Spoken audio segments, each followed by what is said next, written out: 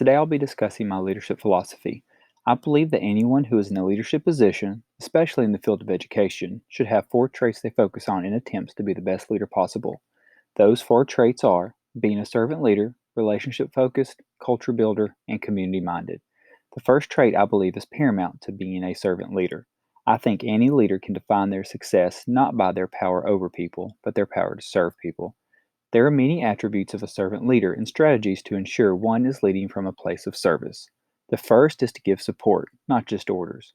It is easy when in a position of leadership or authority to just pass on directives to those we are tasked with leading, but this is not always an effective way of getting things accomplished or a way of building relationships. As a leader, it is imperative that when a task is given, that there is the support, tools, and instruction available to those given the task if they are going to be efficient and effective in completing the task given. This often means you, as the leader, putting in your own time to help provide the support needed to complete the task. This will not only ensure that the task is completed correctly, but will also build the sense of being on a team. I also believe, as a servant leader, it is vital to help support the educational, intellectual, and emotional needs of a student and staff. As a leader, it is our duty not to only meet the needs of the school as a whole, but also to the individual teacher, staff member, and student. Being able to accomplish this task brings us to our next trait of being a leader in education, being relationship focused. To meet the needs of an individual as a leader, one must take the time to get to know their faculty, staff, and students and build relationships with them. This can be time consuming, but it is critical to building relationships. Building these types of relationships help foster conversations that guides into the next goal of being relationship focused, and that is having open and honest two-way communication.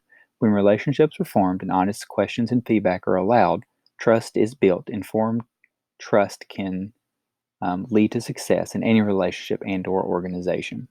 Once relationships are formed, a culture can be built and/or changed. When there is a culture of trust and service built within a school community, a vision can be clearly stated and successfully adopted. Once the culture is created and the vision is starting to take shape, it is now important to share this new culture and vision with the community and all stakeholders.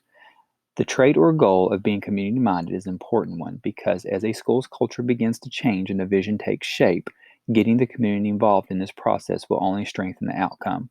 Allowing and welcoming stakeholder feedback and participation in the school community will ultimately increase the positive perception of the school.